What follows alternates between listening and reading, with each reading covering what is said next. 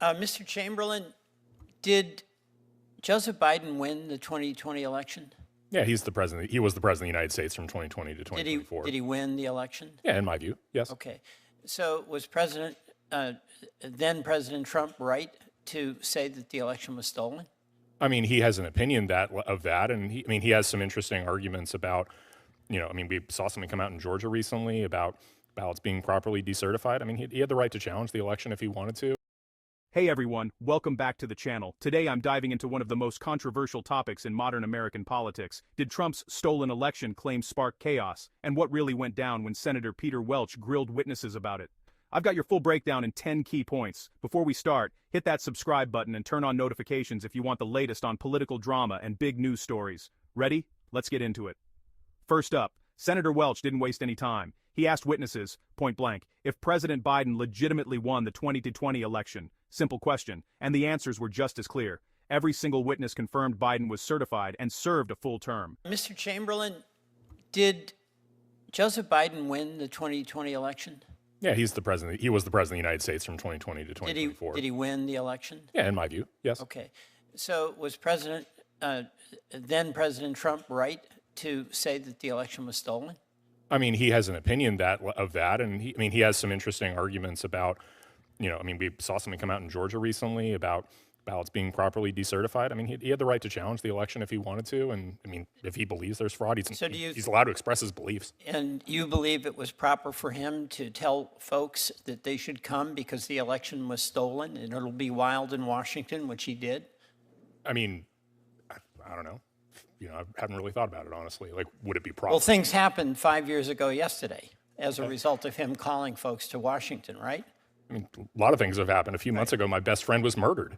Professor Luther, did President Biden win the election in 2020? Joe Biden was certified as president and served 4 years as president. All right, that's the line. That's the facts. There's also a question that I'm asking that is different that you evaded answering, and that is, did President Biden win? Well, I wasn't there to count the votes, but I know Joe Biden served four years as president. All right. Here's where things get messy. When it came to Trump's claims that the election was stolen, the witnesses took a more nuanced approach. They said Trump absolutely had the right to question the results and share his opinions. Hey, free speech is a thing, right? But most didn't back him up on how he handled it. This isn't just a black and white issue. There's a ton of political and legal gray area here. Was President Trump acting appropriately to assert that the election was stolen? I mean, political officials say all sorts of things, and he was certainly within his rights to dispute it. Were the people who came on January 6th and attacked the Capitol, attacked police officers who injured, in a couple of cases, we lost lives of police officers 5 years ago? Were those defendants legitimately targets of prosecution? I mean, violence is never acceptable against public officials, private officials, or anyone, period. In your opinion, should President Trump have pardoned them? The pardon power is plenary to the president. No, I'm asking your opinion. You've had a lot of opinions on other things. I know what the pardon power is. It's absolute. Well, I'm not going to second guess the president's decision. Mr. Chamberlain, should those people who attacked police officers have been pardoned? Yes. All right. Let me be clear. I don't have an opinion because I don't think you should have an opinion on every sentence, Mr. Chairman. That does seem light. But that's on appeal, and that's the process. And if we're going to have, as a committee, a hearing on every sentence that a member of this committee or the chair of the committee disputes, we're going to be here for a long time. And I believe in the process, and we'll see what the court appeals. But second, my view here, this is really a carryover of what happened on January 6th, and it was outrageous. This is my opinion. President Trump abused his authority. He had the trust of millions and millions of Americans who believed in him because of things he advocated for. I give him credit for that. But he abused that trust when he asserted that the election was stolen. And when the people who put their faith and hope in him as their leader heard him say that, they believed him. And he knew they'd believe him. And they came here, and they were violent. They attacked the Capitol. And then during that time that attack was going on, and President Trump was tweeting out and calling Vice President Pence, telling him to cave and not certify the election. When that happened, there was violence here in this Capitol. In the first time in the history of our country, there was violence used in an effort to overturn an election and stop the peaceful transfer of power. That's the agenda here. We're talking about Jack Smith. Let's bring him in. You can ask him questions, and you're a pretty damn tough questioner, Mr. Chairman. He's willing to come. But Mr. Vladeck, on this question, I don't want members of the Congress to have their records subpoenaed, but just go through your narrative of what happened and how, because there is an assertion here being made by my colleagues that it was all a setup and a partisan deal as opposed to a legitimate prosecution as a result of the catastrophic events that happened on January 6th. Please. So I think the point that has largely gotten elided in the conversation this afternoon is that federal judges receive a number of these requests and a number of these applications on an annual basis, and that there's a standard policy they follow. Senator, I don't love the policy. I think there's a rich conversation to be had about whether that policy really should be the policy. The point is that Judge Boasberg followed that policy per the AO letter that Senator Whitehouse introduced into the record.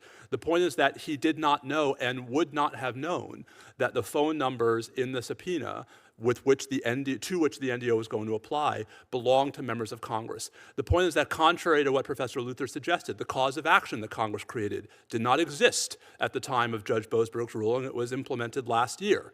And so it seems to me that it's one thing to say what the law ought to be, and I think there's a lot to be said about providing more protection, not just for members of this committee and the Senate, but for all Americans when it comes to government access to phone records, when it comes to non-disclosure obligations, versus what actually happened in this case, which is Judge Boasberg following the rules, which is Jack Smith following what was then the Justice Department's guidelines, and which was the Justice Department changing those guidelines on its own when it realized that it was potentially acting in ways that would run up against Section 6628. And so it seems to me that one can think that the law didn't adequately protect individuals in this case and still think that the relevant individuals acted within the best traditions of the judicial power of the United States. Now let's talk about the real consequences. Welch asked if it was okay for Trump to call his supporters to Washington. The witnesses didn't hold back. The outcome was devastating. Violence broke out. People lost their lives. The Capitol was breached in a way we've never seen before. It was a turning point, and honestly, it shook the nation. If you're finding this helpful, smack that like button and subscribe for more real talk on the biggest political moments. Back to the hearing. The witnesses were crystal clear. Violence against public officials is never justified. The prosecutions after January 6th, legit, according to everyone on the panel. The topic of presidential pardons came up too. Witnesses agreed the president can pardon anyone, but they didn't weigh in on whether Trump should have pardoned those involved in January 6th. That's a big deal, because it shows there's a line between what's legal and what's personal opinion, and that's a huge part of this debate. Probably the most explosive moment, when witnesses said Trump abused the public's trust. By claiming the election was stolen, he misled millions of Americans. And that directly fueled the violence on January 6th. People acted because they truly believed the election was being ripped away. The chaos even led to pressure on Vice President Pence and a historic attempt to overturn the results. The legal stuff wasn't ignored either. The discussion covered subpoenas, NDAs, and how federal judges followed Justice Department policy. Experts agreed the law can be improved, but everyone basically acted within the rules that existed. That's the big divide here. What's legal versus what's right. So here's the bottom line. Biden won. Trump could question it, but spreading stolen election claims caused chaos that shook democracy. The courts did their job, but the trust and accountability questions? Yeah, they're still hanging in the air. If you want more breakdowns like this, subscribe, ring that bell, and drop your thoughts in the comments. Where do you stand on these hearings and January 6th? Thanks for watching, and I'll see you in the next video.